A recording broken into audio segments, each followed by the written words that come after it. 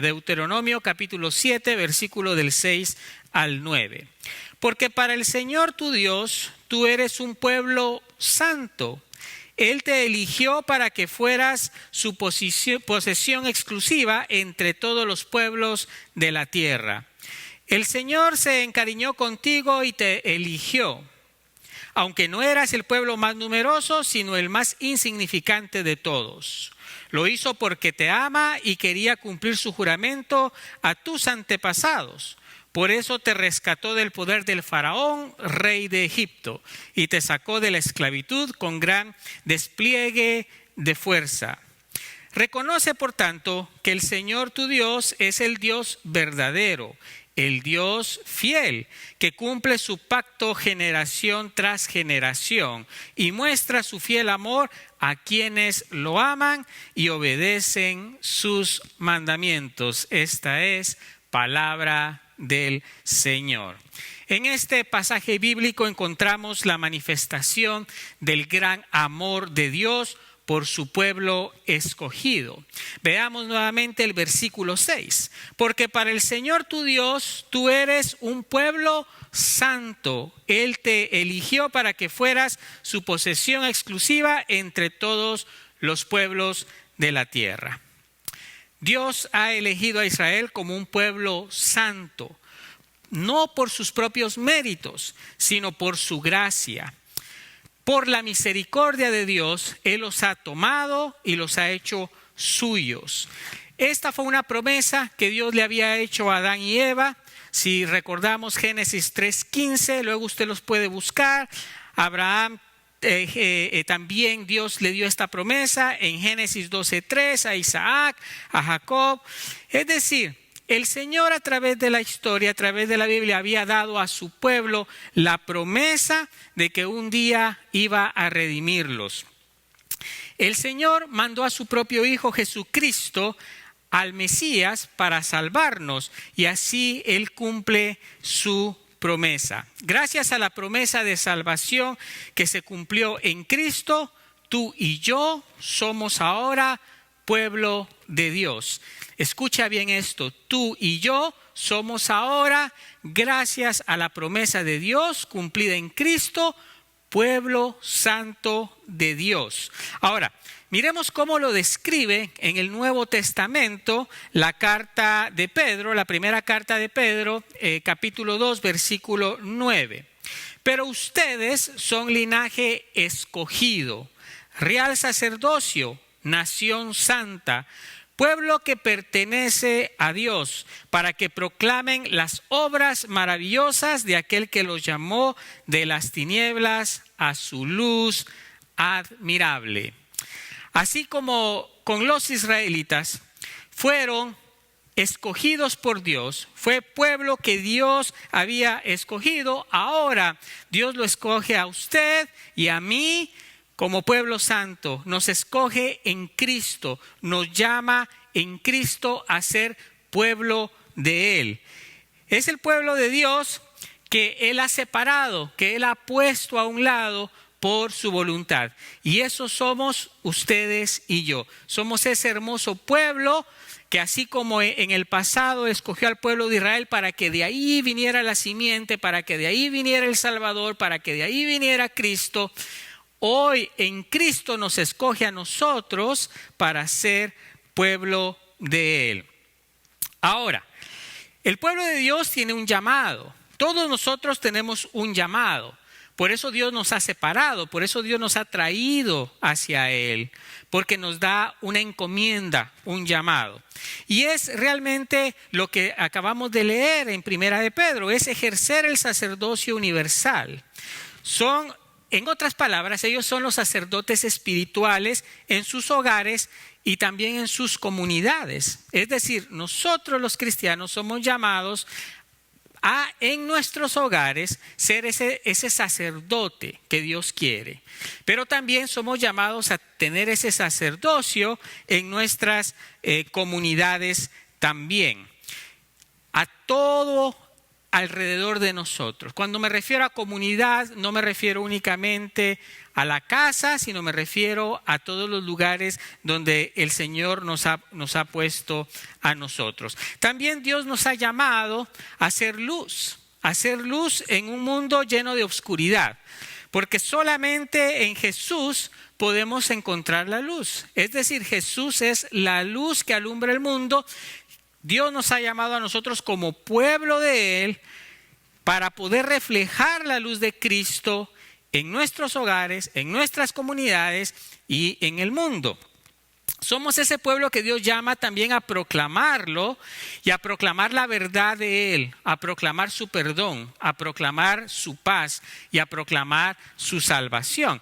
Eso es un tremendo privilegio, porque Dios ha llamado a su pueblo para que haga eso, para que actúe, para que vaya a las naciones, para que proclame la verdad de la salvación de Dios. Dios nos llama no solo como pueblo, pero también como individuos. No siempre podemos esperar que otros hagan para que yo haga. Es decir, el pueblo de Dios hace en comunidad, pero también de manera individual. Dios nos manda a ser reflejo de su amor en el mundo.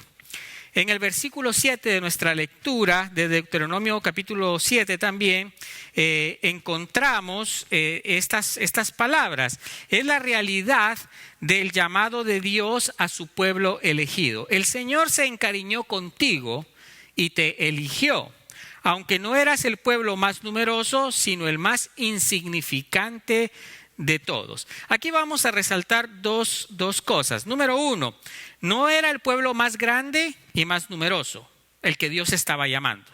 Y número dos, escuche bien, era el pueblo más insignificante de todos. No lo digo yo, lo dice la Escritura, lo dice Dios. Dios le está aclarando al pueblo de Israel que era un pueblo pequeño y que era un pueblo insignificante. Pero sin embargo, Dios ha llamado a este pueblo para ser suyo. Acá me quiero detener principalmente en el número 2, el más insignificante de todos. Dios está en búsqueda del hombre perdido, del violento, del triste, del envidioso, del criticón, del vanidoso. Y podríamos seguir enumerando más cosas.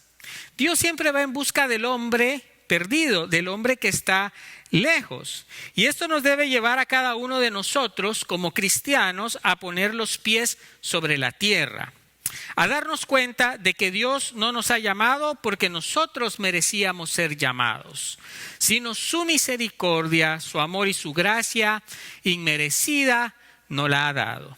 Eso es bien importante que nosotros como cristianos recordemos. Muchas veces nosotros tenemos la fantasía de que somos llamados por Dios porque somos muy buenos, porque lo merecíamos, porque somos diferentes a los demás. Y no, si leemos las palabras del versículo 7, que es lo que Dios nos está diciendo, un pueblo pequeño e insignificante. Dios llama a esos, nos llama a nosotros para ser pueblo de Dios. Y eso es algo bien importante de tomarlo en cuenta. Hay que tener presente el lugar correcto del pueblo de Dios y principalmente con respecto a compartir con otros el amor de Dios. En muchas ocasiones, hoy en día, el mismo pueblo de Dios se ve como algo especial con respecto a los que no son cristianos. Y en un sentido lo somos. Pero, por otra parte, la falta de reconocer de dónde nos ha sacado Dios realmente se vuelve una limitante, una limitación para nosotros en el compartir el mensaje de salvación. ¿Qué quiero decir con esto? Que muchas veces nosotros que ya somos cristianos, que hemos sido perdonados por Dios, que creemos en su gracia, de repente comenzamos a alejarnos tanto del asunto del pecado que nos creemos superiores. Y muchas veces eso incluso nos limita para compartir con otros el mensaje de Dios. Y eso no está bien delante de Dios, porque Dios nos sacó a nosotros del lodo del pecado para ponernos como nación santa. Y cuando recordamos eso, eso nos facilita ahora poder ir a otros y revelarles y contarles el mensaje de salvación en Cristo. Cuando nos sentimos superiores, cuando de repente en la vida cristiana hemos ido avanzando, resulta que entonces ya no nos gusta evangelizar, no nos gusta contarle a los demás la historia, tenemos miedo, tenemos incertidumbre, tenemos pereza, ya no nos importan los demás porque hemos olvidado lo que Dios ha hecho por nosotros y de dónde nos sacó Dios. Por eso es bueno recordar de dónde nos ha sacado Dios. No es por nuestros méritos, sino que Dios nos ha hecho santos por sus méritos, por los méritos de Cristo en la cruz. Y eso es importante que la iglesia hoy en día mantenga presente. La iglesia debe de abrirse al mundo, la iglesia debe abrirse al pecador, al que sufre, y no debe de aislarse. Nosotros somos llamados a compartir ese amor de Dios. Nosotros somos llamados a darnos a los demás, tal y como Cristo se dio y nos amó a nosotros. Y eso es bien importante. Cuando nosotros reconocemos de dónde el Señor nos sacó, entonces los prejuicios quedan a un lado. Ya no voy a tener prejuicios para tratar a aquel o aquel. Esos prejuicios quedan a un lado porque yo sé de dónde me sacó el Señor. No soy superior a nadie. Eso me abre un mundo diferente en la cristiandad, en el mundo cristiano. También nos quita el temor, porque cuando nosotros a veces nos sentimos más o superiores, nos da temor para hablar con otros, porque no queremos vernos disminuidos en ningún momento. Pero cuando reconocemos de dónde Dios nos ha sacado, entonces ese temor también va desapareciendo.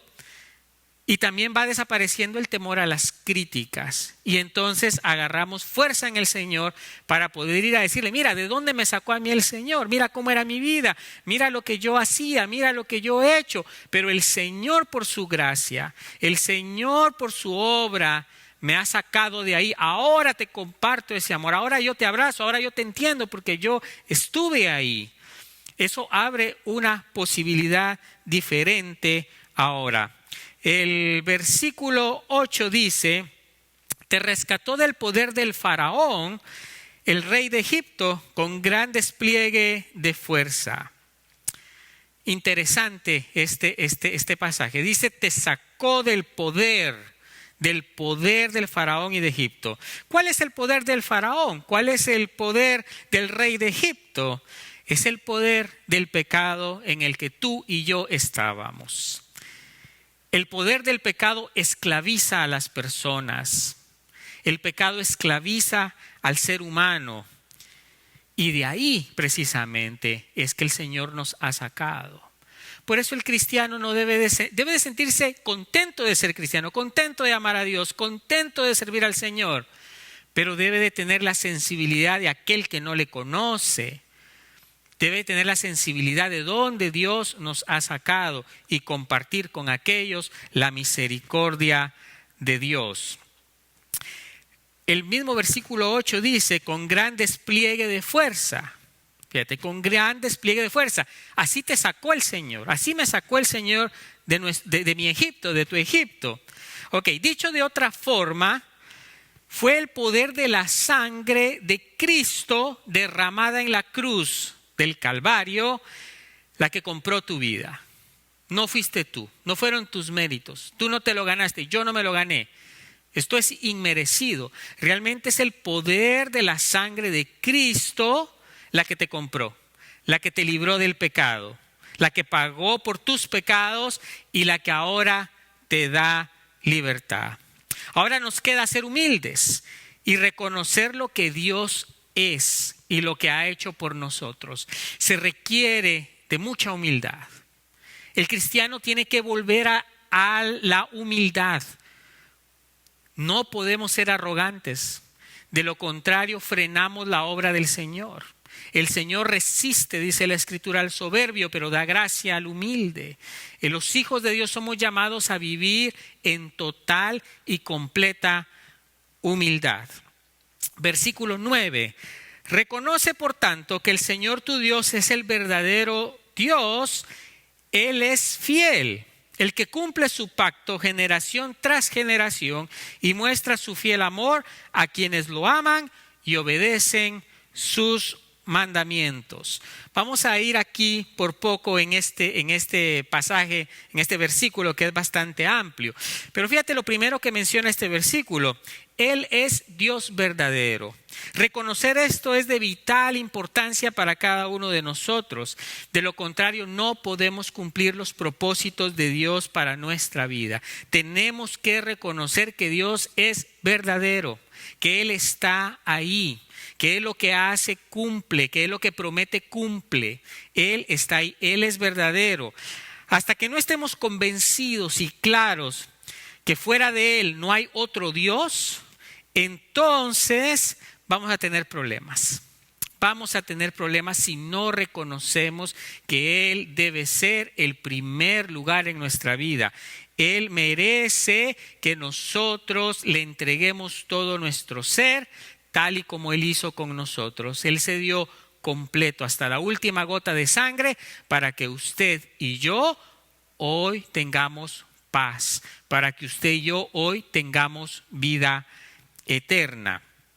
Ahora, cuando nosotros reconocemos esto, cuando reconocemos que Él es verdadero Dios, entonces el egoísmo sale de nuestra vida.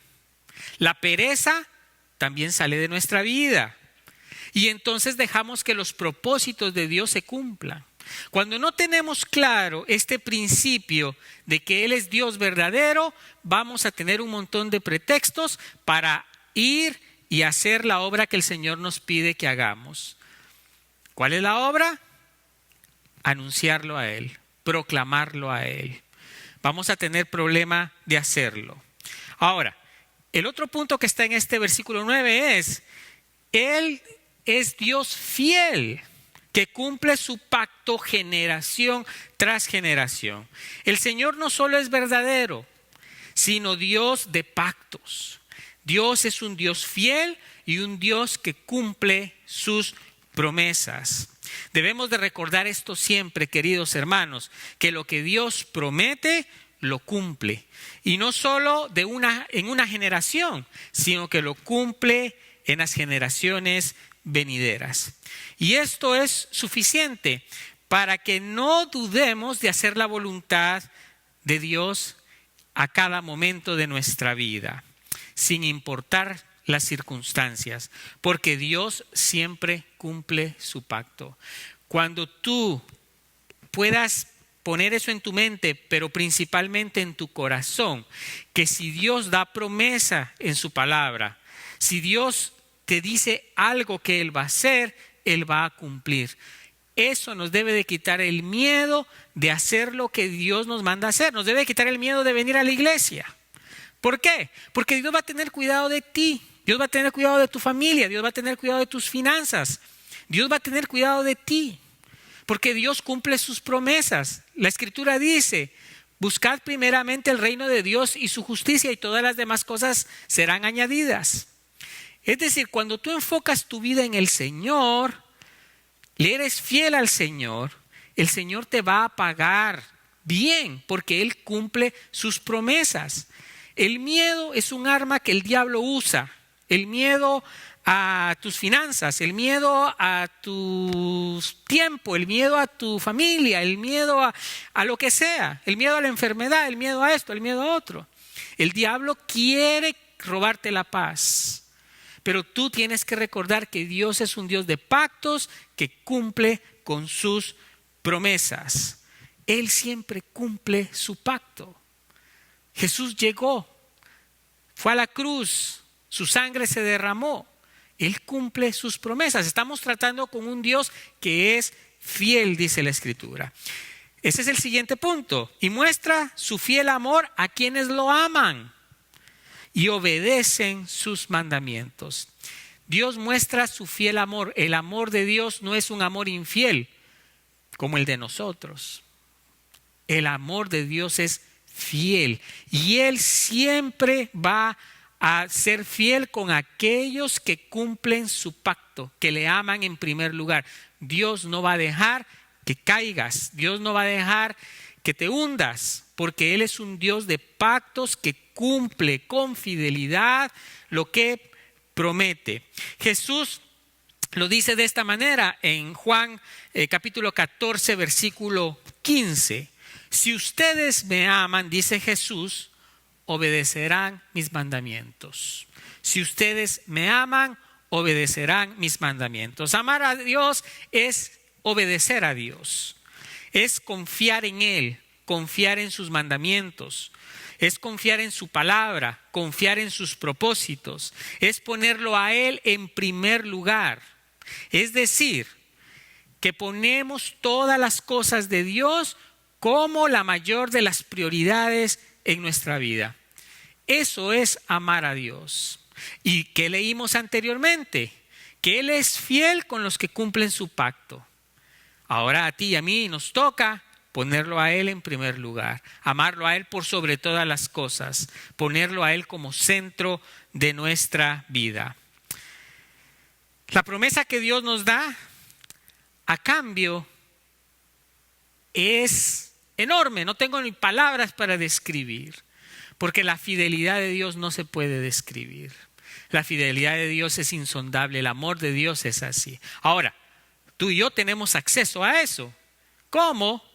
Siendo fiel a Dios, cumpliendo con su pacto. El Salmo 125 dice: los que confían en el Señor son como el monte Sión, que jamás será conmovido, que permanecerá para siempre. Como rodean las colinas a Jerusalén, así rodea el Señor a su pueblo, desde ahora y para siempre. Este salmo compara a aquellos que confían en el Señor con este monte, con esta montaña de roca fuerte, que no puede ser conmovida, no puede ser movida por cualquier cosa. Porque aquellos que aman al Señor tienen esos cimientos fuertes que siempre están firmes. El que ama a Dios no se dobla.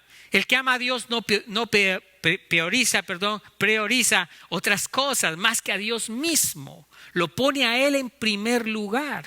El que ama a Dios, Dios es el centro de su atención. Y eso es lo que dice la Escritura acá. Esto es lo que dice este Salmo. Los que confían en el Señor serán como el monte Sión, jamás serán conmovidos.